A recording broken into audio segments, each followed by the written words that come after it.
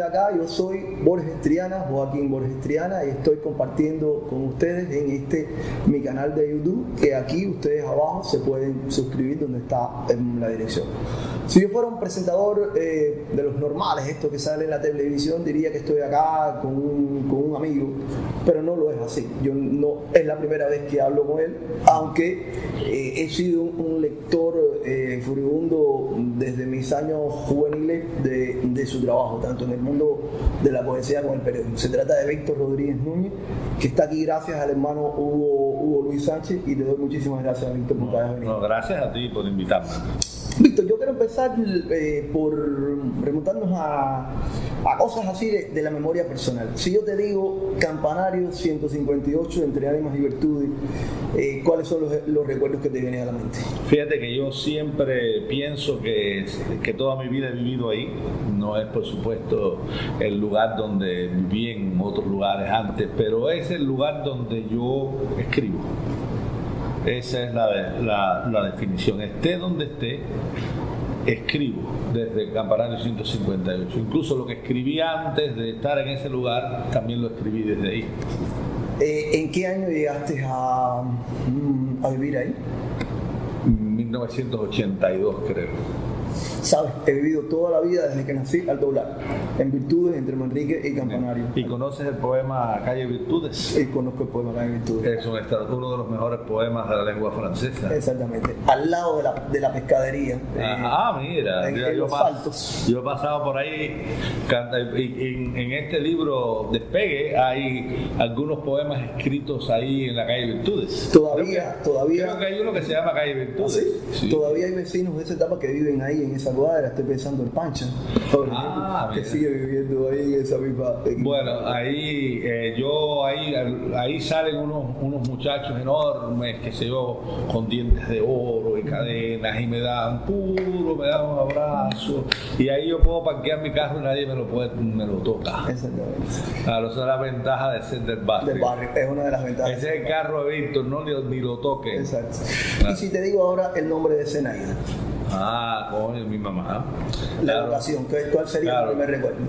Bueno, la relación con mi madre fue conflictiva. No pienses que fue una cosa.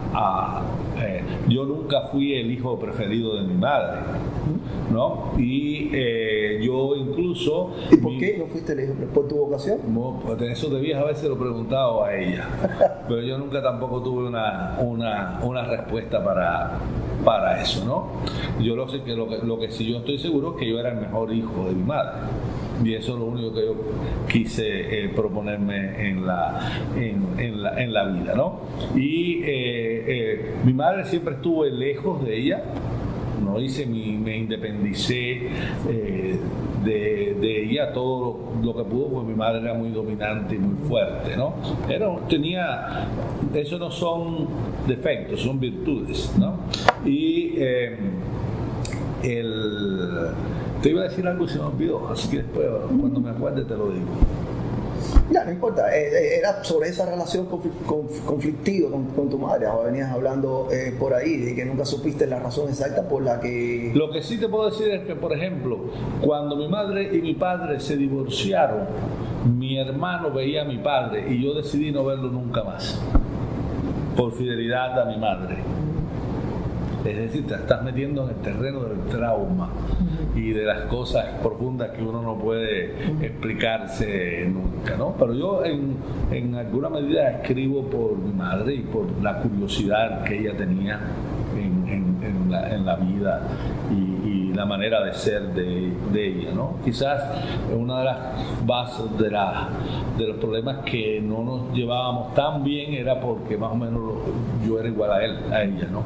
¿Sabes que le estoy dando ahora otra lectura a aquella compilación al título de la compilación que nos marcó a los que en los años 80 estábamos entrando en la universidad y empezamos a leer a tu generación poética? Por supuesto, estoy hablando de Usted es la culpable. Claro. De repente ahora estoy viendo otra lectura a ese título. Puede ser, ¿no? Bueno, Usted es la culpable es un libro que me ha dado muchas satisfacciones. Estaba en en la Feria del Libro de Madrid y vino una señora a que le firmara el libro, Usted es la culpable, porque había estado un día en una fila en la presentación del libro y la fila era muy larga y entonces no pudo llegar y se tuvo que ir, y entonces le dice que todavía tenía pena de no haberme pedido la firma, entonces me pidió la firma como 30 años después, ¿no? Y se la firmé. Y es un libro que vale, yo iba a comprar algún ejemplar, qué sé yo, ver si podía comprar algún ejemplar porque el que tengo está muy deteriorado y en eBay vale más de $300. Eso se vuelve un libro de colección y fue una tirada de más de 100.000 ejemplares. Sí. No, y que marcó a todo la gente más joven de este país que rompía con el mundo artístico literario en esos años. Fue la primera realmente antología de nuestra generación que se publicó en Cuba. Hubo una anterior que se publicó en México, en la Universidad Autónoma Metropolitana de México, hizo una edición de una antología que es anterior a Usted es la culpable, que es una antología grande de tapas negras que es conocida en el mundillo literario cubano como la antología negra, porque nunca circuló. Los mexicanos mandaron 1.000 ejemplares para regalar, a nosotros en el Caimán Barbudo para regalar, pero los agarraron presos y estuvieron presos muchos años, quién sabe dónde. Terminaron los libros en la Fundación Alejo Carpentier, donde un amigo cada 2 o 3 días se robaba uno y me los iba dando, y casi nos robamos toda la colección, y yo entonces le pude dar a los poetas, fui entregándole años más tarde a los poetas. La edición es un desastre, tiene montones de rata, tiene un prólogo que supuestamente iba a escribir Roberto Fernández Retamar, incluso los mexicanos ni siquiera le quitaron de la portada prólogo a Roberto Fernández Retamar, cuando ahora es el libro no es prólogo, porque Roberto Fernández Retamar nunca escribió el prólogo y se comprometió conmigo y con Vladimir Zamora de publicar el prólogo, pero nunca lo hizo. A él todavía le puedes preguntar por qué. Y ahora que tú mencionas el Caimán, ¿cómo es que tú llegas a entrar en esta publicación que estamos ahora mismo en la sede actual haciendo esta filmación? Mira, yo empecé a publicar en el Caimán como en el año 76. En la época peor del Caimán Barbudo. Todos los analistas lo consideran así. Me llamaron una vez para pedirme, dije en algún lugar que me gustaba la poesía campesina y que me gustaban mucho las investigaciones de Feijó y todo eso, y había un poeta, murió creo que no hace mucho, Leoncio Llanes, que escribió un libro de décimas notables, y esa fue mi primera nota de libro, qué sé yo. En el Caimán publiqué varias notas de libros, y hasta que un día empezaron a pedirme notas en contra de personas. Entonces me pidieron una nota en contra de un libro de un poeta que yo no conocía en esa época, Eliseo Alberto Diego, y que se había aparecido con un libro neo-originista, y había, según dijo el jefe de redacción en ese momento, había que cortarle la cabeza a esa poesía y que métele mano. Entonces yo me leí el libro no me pareció un gran libro. Después fui muy amigo de él, de Lichi Diego, y Lichi Diego me pareció un extraordinario novelista, pero como poeta no era bueno. No, pero yo no iba a hablar más de nadie. Entonces eso significó que me plancharon en el Caimán por un tiempo, después me volvieron a llamar y seguí publicando en el Caimán, y empecé a trabajar en 1980 en el Caimán. Hay una columna tuya que yo creo que es también histórica, porque además se sigue haciendo todavía hoy, y para mí es una de las columnas, si no la más, es una de las más antiguas en la historia de la prensa cubana, que es la de los raros. Claro, los raros lo empecé yo y después invité a Padura, y entonces lo hacíamos entre los dos, es decir, yo hacía un poeta y él hacía un narrador. Entonces Padura me tuvo que pagar caro para eso. ¿Tú sabes lo que fue? Me invitó a comer papas fritas en su casa. Entonces eso fue el banquete que nos dio. Con una maquinita, él hacía las papas fritas que iban cayendo en el sartén. Y bueno, Padura es mi hermano. Y entonces hicimos esa columna que realmente era muy leída, ¿no? Te cuento que están haciendo una tesis doctoral en Estados Unidos sobre la columna y cuáles son los planteamientos estéticos que Padura y yo hicimos desde esa columna. Después Padura, cuando dinamitaron ese Caimán de los primeros años de los 80, que a Padura lo mandaron para Angola y a mí me mandaron a la Escuela Superior del Partido, era al revés. El que le tocaba ir a Angola era a mí y a Padura a la Escuela Superior del Partido, pero hubo un troque ahí y él terminó en Angola como reportero en Angola para el periódico de allí, de los cubanos en Angola, y a mí estuve un año en la Escuela Superior del Partido, donde evidentemente no pudieron encontrarme ningún defecto ideológico porque no lo tenía, ¿no? Y bueno, yo volví a Caimán y a Padura lo mandaron a Juventud Rebelde y le dieron la oportunidad de ser el escritor más conocido de Cuba. Sí, increíblemente. Pero claro, pensaban que iba a ser lo benefició. Lo benefició. Le dieron ahí y ahí él le dieron campo. A Padura, yo fui jefe de redacción de Padura y a Padura tú lo mandabas decían, en Sagua de Tánamo no pasa nada. Y entonces yo decía, Padura, vete para Sagua de Tánamo, porque dice que no pasa nada, qué sé yo. Padura iba allí, estaba 24 horas en Sagua de Tánamo y salía de ahí con una crónica de 15 o 20 páginas que para qué contarte. Era el mejor, ser el jefe de Padura, tener como a Padura como periodista, era de las cosas más fáciles que había en el mundo. Su capacidad de observación, su capacidad de trabajo, un tipo que nunca entregaba un trabajo ni un minuto tarde, ¿no? Incluso entregaba antes de lo que tenía que entregar, un trabajador de primera, ¿no? Por cierto, pensando en esto de los raros y leyendo un poco para poderte entrevistar, ahora no recuerdo si fue Abilio Esteves o Arturo Arango el que de algún modo hablaba que con el tiempo tú te habías convertido también... Ese fue Abilio Esteves. Exactamente, una suerte de raro. ¿Tú estarías de acuerdo con esa afirmación? No, eso es demasiado, porque de verdad que el libro original de Darío, los poetas que están ahí en ese libro son realmente monstruos, ¿no? Exacto. Claro, ese libro incluido José Martí. El último de los raros es José Martí. Entonces, eso es una liga muy fuerte, ¿no? Es demasiado, ¿no? Pero bueno, eso lo dijo Abilio. Abilio es un hombre mayor y responsable de su juicio, ¿no? Claro. Hablábamos ahorita antes de la entrevista de las etapas de tus estancias en sitios tan distintos como Nicaragua y Colombia. Como esto es una especie de recuento de vida y sobre todo pensando en los más jóvenes que uno conoce, cuenta un poquitico de esas etapas, de esas experiencias.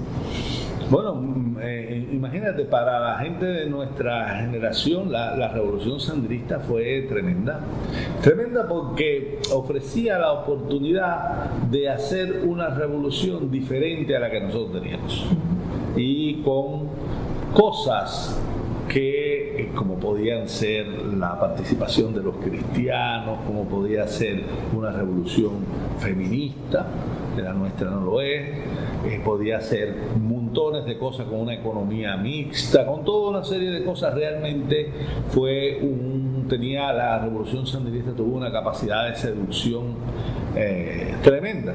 Y una vez Roberto Fernández Retamar, con quien siempre me he llevado de maravilla y que ha sido mi maestro, Roberto me llamó un día y me pidió que escribiera una nota sobre un libro de un sandinista preso Estoy hablando de Carlos, el amanecer dejó de ser una tentación, del libro de Tomás Borges, que era su alegato ante al tribunal. Digamos, la historia me absolverá de la historia de Nicaragua es ese texto de Borges. A mí me pareció un texto extraordinario. Escribí y un día Tomás Borges vino y me buscó en La Habana para agradecerme ese texto, incluso pedirme permiso para usarlo en una edición de siglo XXI de ese libro, que nunca salió. Ya siglo XXI había publicado el libro cuando él le dio mi texto, ¿no? Y me llevé muy bien de él, era muy cercano al Caimán, y él vino al Caimán y nos ofreció que él tenía una revista que era muy mala, que se publicaba en Nicaragua, y que él quería que fuera muy buena y que quería que nosotros le ayudáramos con esa revista. La revista tenía un título horrible, la revista se llamaba Patria Libre, ¿no? Entonces había que meterse con el título desde el principio, ¿no? Y entonces fuimos varios allí, fue casi todo el equipo del Caimán, y estuvo meses allí, cada uno de nosotros como 3 meses trabajando, qué sé yo, y el último que fui yo.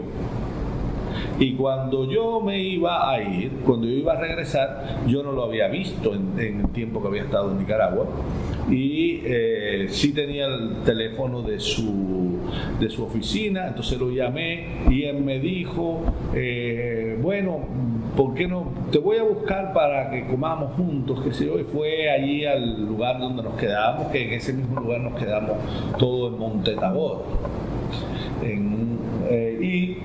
que es una parte alta de Managua, la única parte de Managua donde hay fresco, porque en Managua hace un calor que no horrible, ¿no? Entonces ahí él fue y me llevó a su casa a comer, y empezamos una charla muy, muy bonita, muy buena, y de pronto yo creo que fui al baño, y cuando yo regreso el hombre se había caído sobre la mesa y se había quedado dormido. Y entonces yo no sabía qué hacer, y entonces ahí me quedé un rato esperando hasta que salí de allí, busqué a un guardaespaldas y le dije, mira, el comandante se quedó dormido. Y dice, no, hace 3 o 4 días que no duerme. Entonces yo dije, bueno, mira, llévenme para allá, yo tengo que irme al otro día para Cuba, y entonces tengo que recoger mis cosas, eso, llévenme para ahí, discúlpenme. Yo me llevan allá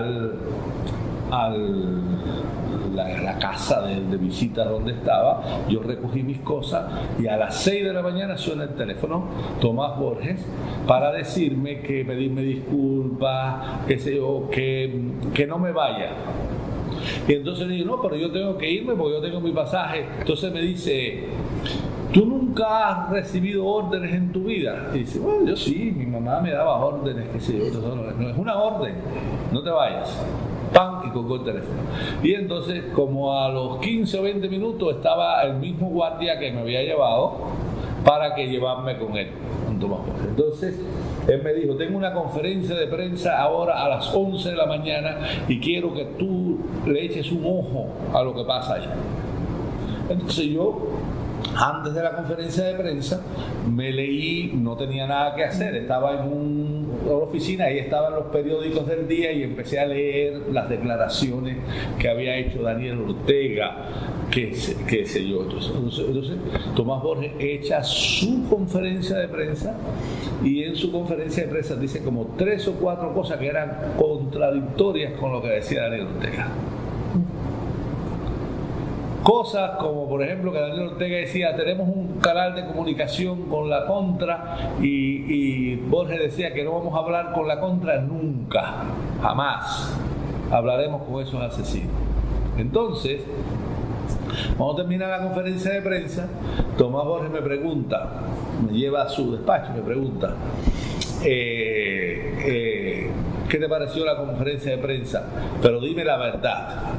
Y yo le digo, mire, comandante, yo me pareció que la conferencia de prensa fue un desastre, porque usted está diciendo lo contrario a lo que dice el presidente. Dice, como Daniel, ¿qué dijo de eso?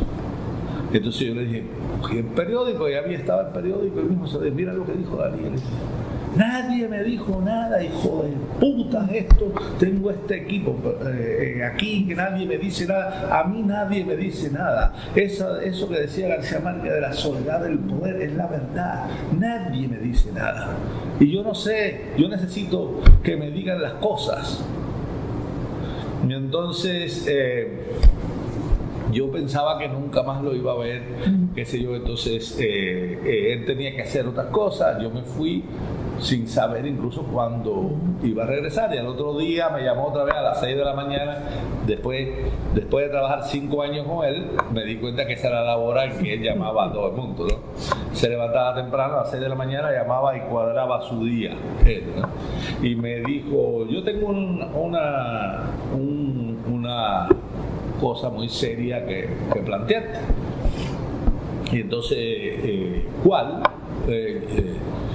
Nos reunimos otra vez y me dice, yo quiero que tú seas mi secretario personal, no ministro. Yo tengo todo, secretaria, oficinista, todo eso. Yo quiero que tú trabajes en mi casa, que vivas aquí conmigo y que me ayudes a mí en las cuestiones personales. Hay un equipo, ya yo tengo un equipo de gente, y yo quiero que tú trabajes en ese equipo y que tú seas el jefe de ese equipo. Y dije, no, yo trabajo en el equipo, pero el jefe yo no voy a ser de ese equipo. Y ahí estuve 5 años trabajando con él, día a día, yendo con él a todos los mítines políticos. Le ayudé a escribir más de 500 discursos, 7 libros, entre ellos discursos en Naciones Unidas. Le ayudé a escribir 7 libros, entre ellos sus memorias, que es un libro extraordinario, uno de los mejores testimonios de América Latina, La paciente impaciencia, traducido, estudiado, tremendo. Y llegué, poco a poco fui en alguna medida convirtiéndome como el padre de Tomás. Yo era al principio, el comandante era él, lo que decía él, ahora el comandante eres tú. Pero entonces sí, yo tenía que hacer mi propia vida, y había dejado de escribir poesía y todas las cosas que me interesaba por trabajar con él, y me di cuenta que yo tenía que buscar, y yo se lo expliqué a él y él lo entendió. Yo lo entiendo no como político, sino como padre, que eso es lo que tú tienes que hacer. Así que daré adelante y regresé acá. Perdóname que me extendí demasiado. Pero es un mundo apasionante. Tu vida eso no se lo he contado a nadie. Tu vida es muy, para mí es un gusto, un honor oírlo. Tu vida es muy extensa, lo que pasa es que lamentablemente todos estos espacios tienen un tiempo. Yo, para hacer un resumen rápido y así de esos años, de ese mundo que pasaste en la prensa también en Bogotá, en el Caimán, a ti el trabajo de periodismo, la vinculación con el periodismo, ¿qué te dejó? Muchísimo. Porque sabes toda la reticencia que se habla, que si el periodismo para la literatura hace daño. Y siempre... Muchísimo. Fue una escuela de escritura, entre otras cosas. Es decir, las mañas, el trabajo de escribir, todo lo que es el oficio de escritor, yo lo aprendí en el periodismo, ¿no? La cuestión de estar atento a la realidad, ¿no? Que es otra cosa que tú no puedes hacer que es parte del periodismo, saber que estar atento, porque es muy importante para un escritor eso de estar atento. Decía Hellman una cosa muy buena, que es que un poema pasa por delante de ti, y si no le prestas atención se va con otro o con otra. Sí. ¿No? Entonces, claro, entonces tú tienes que, el acto de atender, ahí es donde está la cosa. ¿no? Y el periodismo en ese sentido es eso. Y hay extraordinarios periodistas. Tú mencionaste a Hugo Luis Sánchez ahorita, ¿verdad? Sí, cómo no. Hugo Luis Sánchez me enseñó a escribir periodismo para agencias. Yo llegaba y no sabía cómo escribir un lead para una agencia y Hugo me lo escribía y me entrenó. Durante un tiempo fui una especie de corresponsalito de Prensa Latina, ¿no? Gracias a él y sus consejos, ¿no? Ahora, el salto de ese mundo del periodismo a la academia, que son con códigos tan diferentes, ¿qué te anima a hacer el doctorado en literatura que lo tengo entendido que hiciste en Houston? Sí, no, en Austin. En Austin, sí, Yeah. sé que era Texas. Sí, mira, yo en Colombia, la etapa colombiana lo que significó para mí fue la despedida del periodismo y la entrada en la academia. El problema es que yo en Colombia no tenía un doctorado en literatura, ni siquiera tenía un máster, y las universidades colombianas exigían eso para enseñar, pero además de eso me explotaban vilmente porque la Universidad de Antioquia daba clases y me pagaban el día que terminaba el semestre. Estaba 6 meses trabajando sin plata, entonces sin un salario, ¿no? Entonces era muy duro y muy cruel.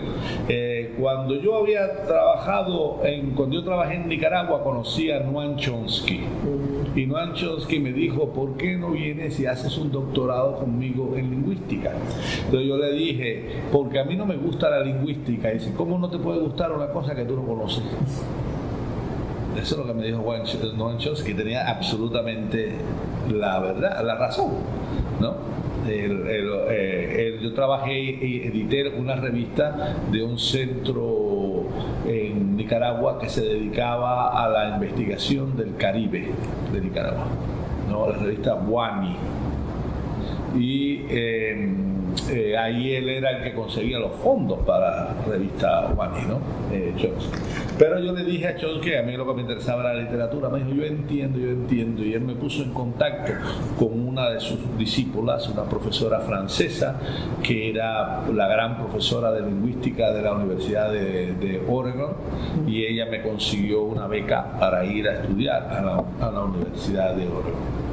Y entonces me dijo Chomsky en la academia norteamericana: ellos necesitan la disidencia, porque la disidencia es parte del juego académico y siempre te van a abrir espacios ahí. Hay libertad de cátedra, me dice, porque es la única manera en que pueden mantener las universidades en Estados Unidos, así que nunca te vas a sentir que no vas a poder hablar. Entonces vete para ahí y escribe tus libros. Eso es lo que me dijo. Y yo seguí su consejo. No lo he visto nunca más, no he podido no agradecerle su empujoncito. Me consiguió una beca en Brown también, me consiguió varias becas, pero yo opté por la Universidad de Oregon porque era una universidad que ofrecía una ayuda enorme a los estudiantes que veníamos, lo que llaman en Estados Unidos estudiantes internacionales, es decir, no norteamericanos, ¿no? La universidad me dio un affidavit ante la embajada de Estados Unidos, donde la universidad pagaba hasta $2 millones por mí, me respaldaba con $2 millones. Eso está relacionado con un millonario que dejó su herencia a la universidad para tener esa plata, para respaldar a los estudiantes internacionales a no tener problema de que el Departamento de Estado les niegue una visa porque no tienen la plata suficiente como para ir a estudiar. Y eso terminó siendo que la Universidad de Oregon es una de las mejores universidades en el mundo, porque está lleno de todos estudiantes internacionales de todo el mundo, porque ayuda. Entonces yo fui a Oregon, estuve 2 años en Oregon, hice mi maestría en Oregon y después me fui a hacer el doctorado en Texas. Los dos fueron muy buenas experiencias. ¿Con qué tema trabajaste el doctorado? Es un libro que cada vez que vea me da vergüenza, porque es un libro que yo lo terminé hace 20 años, casi, y nunca, lo único que le hace falta es revisarle la introducción, y cada vez que empiezo me da como cosa revisarlo, ¿no? Yo pienso que puede ser un libro muy bueno. Es un estudio sobre 5 poetas, 5 libros de la poesía cubana, las poesías líricas de Gertrudis Gómez de Avellaneda, bustos y rimas de Julián del Casal, poemas de Dulce María Loynaz, Songo Rocosongo de Nicolás Guillén y Extrañeza de estar, 6 libros, Extrañeza de estar de Cintio Vitier, y me salté Cielo en rehenes de Emilio Vallaga.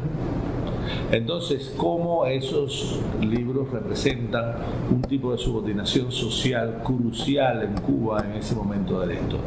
En el caso de la Avellaneda, la representación de un sujeto nacional. En el caso de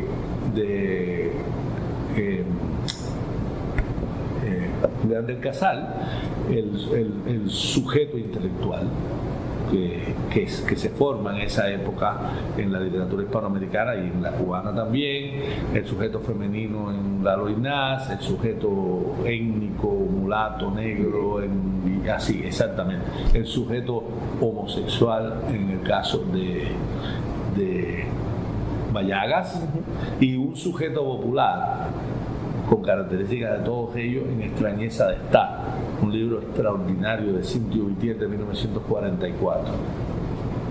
Y entonces eso es el libro, ¿no? Son una investigación que tendría que ver la luz. 500 páginas por lo menos. Sí, sería acomodar la introducción, toda la parte de esa estructura académica que hay que poner al principio. Mi esposa, que ella es académica también, que me dice que lo publique así, que no revise nada. Que lo acabe de lo publique así. Se han publicado capítulos.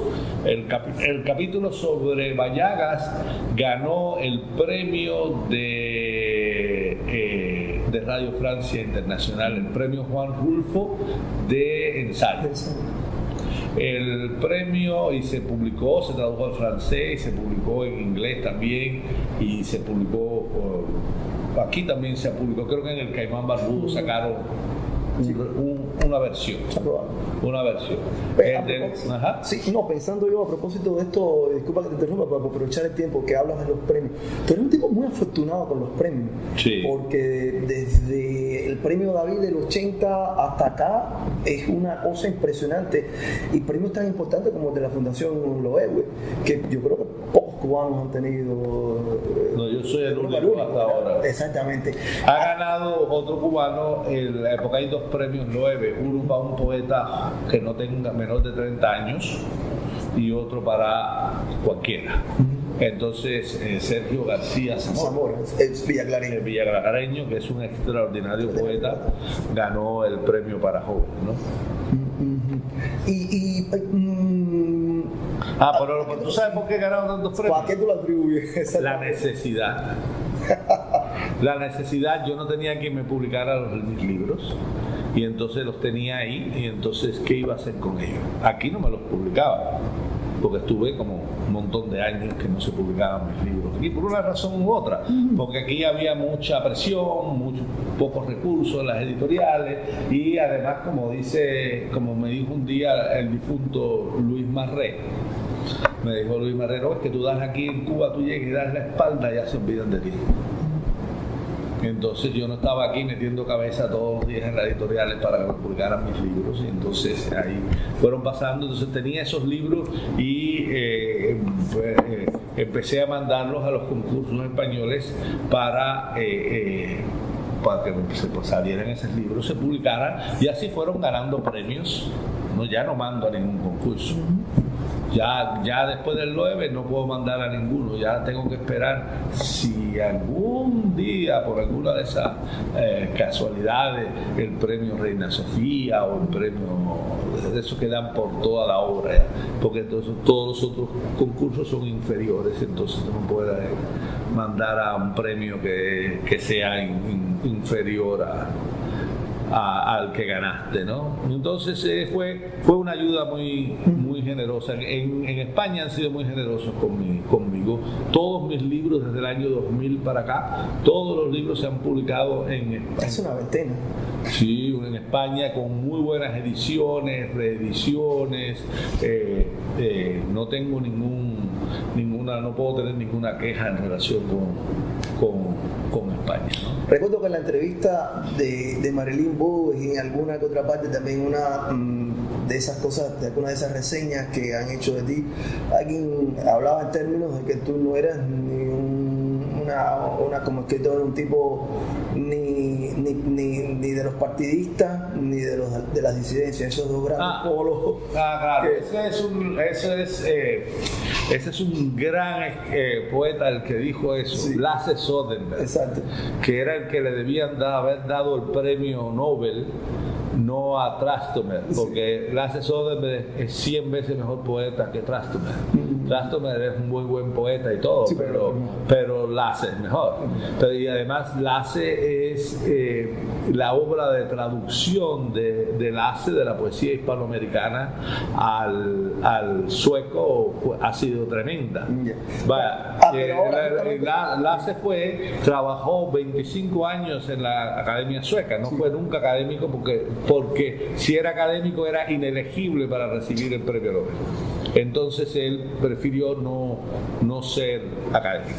Entonces él le dio el premio Nobel a Szymborska, que es una de las más grandes poetas del siglo XX. Solo falló con dos: Borges y caramba, este poeta norteamericano murió recientemente.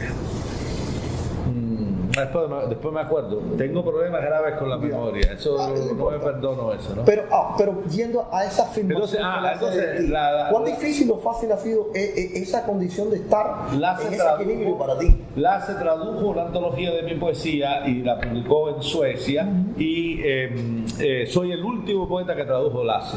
Ya no tradujo más en lengua española. Entonces, Lasse en el prólogo dice que yo no soy ni oficial ni disidente, ¿no? Y que soy independiente.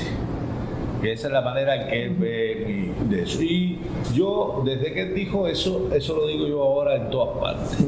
Ese es mi sueño. Yo cuando era chiquito no quería ser un escritor oficial. No, y ahora que soy grande no quiero ser un escritor disidente. A mí me parece que ambos están equivocados y que aquí lo que hay que ser es independiente y pensar con cabeza propia. Y no es que porque no quiera comprometerme, estoy comprometido contra ambos. Entonces, esa es mi posición. Yo no tengo por qué escoger entre dos falsos contrarios que a veces son lo mismo. Terminan pareciendo exactamente. Qué fácil Raúl Rivero pasó de ser el poeta oficial del quinquenio gris a ser el poeta oficial de la disidencia cubana. En un segundo, una transformación inmediata. Entonces, yo no estoy en ese juego, ¿no? Ahí sí estoy, como diría Padilla, fuera del juego. Exactamente. Hay un ensayo tuyo que a mí me llamó mucho la atención, que salió en la Gaceta hace un tiempito, 2-3 años, no recuerdo exactamente la fecha, soy también muy malo para la fecha, que fue acerca de la generación C. Eso salió el año pasado. ¿Fue el año pasado? Sí. Pensaba que ya había transcurrido, estoy viviendo demasiado prisa últimamente. Mira. Y yo para ese oyente, para esa persona que está viendo esta entrevista que no tiene acceso a la Gaceta, yo quisiera que tú hicieras un resumen de tu valoración de todas esas ideas interesantísimas que estabas trabajando ahí en ese texto y sobre todo comparándolo con tu generación poética. Ya. Bueno, yo cuando vivía en Cuba leía, por supuesto, poesía cubana y aprendí un montón de poetas cubanos como Eliseo Diego, Al-Jamiz, que son mis ídolos, mis maestros, ¿no? Y personas que quería por locura, que quiero, ¿no? Pero yo, yéndome de Cuba y leyéndola, me convertí no solamente en un poeta cubano, sino un especialista en poesía cubana. Es decir, eso, la distancia a veces es, o generalmente incluso es muy positiva, muy buena para ver las cosas bien. El distanciamiento. No, exactamente. Entonces, se publicó, hay una nueva generación, en los últimos 10 años ha surgido una nueva generación de la poesía en lengua española que ha sido muy... ha tenido mucha promoción y han sabido ellos mismos también, porque no solamente son editores, hacen revistas muy buenas, tienen un know-how de la poesía muy buena, como integralidad, viéndolo como todo proceso. Traductores, saben todo eso. Entonces, la editorial Visor, donde yo publico libros de vez en cuando, Visor hizo una antología que se llama El Canon Abierto, que eso supuestamente son los 40 mejores poetas de lengua española de esa generación. Y cuando yo revisé eso, ahí no hay ningún cubano. Es la primera vez en la historia que una antología que pretende ser representativa de la poesía que es de lengua española de un momento histórico no incluye a ningún cubano. Entonces eso me pareció una cosa muy significativa. Me pregunté a mí mismo, la poesía cubana ha caído tan bajo que no vale la pena que se incluya ningún poeta cubano en esa antología, y empecé a investigar, empecé a hacer lo que no hicieron ninguno de esos académicos. 200 profesores de literatura de Estados Unidos y Europa votaron y eligieron a eso. Entonces básicamente ahí no hay poetas jóvenes cubanos por ignorancia, porque esos 200 académicos que votaron no tienen ni la menor idea de la poesía en lengua española. Y eso es mi desafío público. Entonces yo lo que hice fue leer, y estuve un año leyendo, y lo que me encontré fue tremendo. Yo le tengo una enorme admiración a esa generación, y voy a hacer todo lo posible porque se conozca en el mundo. Ahora, en un mes, presentamos en Estados Unidos su primera antología en inglés. De las traducciones lo hemos traducido al inglés, salió en Alemania, el Festival Internacional de Poesía de Berlín, ahora en junio está dedicado a la generación cero, y yo, donde quiera que voy, ahí me tienen, y no me deben nada ni yo les debo nada a ellos, ¿no? Es puro amor y puro reconocer el trabajo de una generación. Entonces eso es lo que se plantea. Lo que está en crisis son los mecanismos de difusión de la poesía cubana. Eso es lo que está en crisis. Y lo que de la lección de todo esto es que es un problema institucional. No es un problema de los poetas, no es un problema de eso, no hay mecanismo. Antes nosotros fuimos capaces de insertarnos en el discurso poético en lengua española, hablando de mi generación, pero esta gente no tuvo la oportunidad. Yo pienso que poco a poco se están reinsertando, ¿no? Pero es terrible eso, es una injusticia que no estuvieran en esa antología. Impresionante. Víctor, siempre como que tengo un poeta acá, me gusta terminar la entrevista con algún poema. A ver.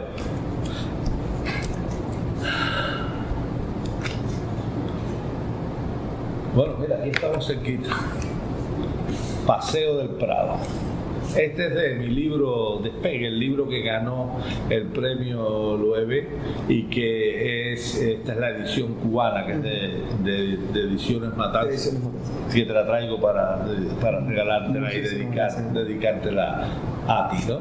Entonces, Paseo del Prado, este es un libro donde en poesía se le presta mucha atención. La poesía moderna es sobre el tiempo, pero el tiempo es solo una de las dimensiones de la realidad. Entonces hay muy poco la poesía moderna que se nos ha ocupado del espacio.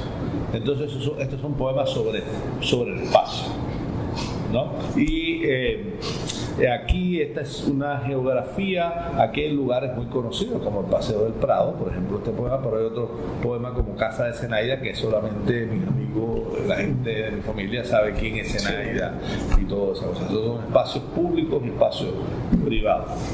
Paseo del Prado. Este país se nos fue de los pies y tomó otro camino, con su densa rutina que ni una rumba puede alebrestar. Mulatas legendarias abanican la espera, maduras de calor, y chinos hacen colas sonrientes a las puertas de nada. País de reggaetón, doble moneda, estridencia ideológica, donde lo único decente es el sol. País alzado en ruinas triangulares, sin aire en la escalera, que ya no queda aquí ni regresa conmigo. Se me queda grabado: este país se nos fue de los pies. Una idea que va a pensar. Muchísimas gracias, Víctor Rodríguez Núñez.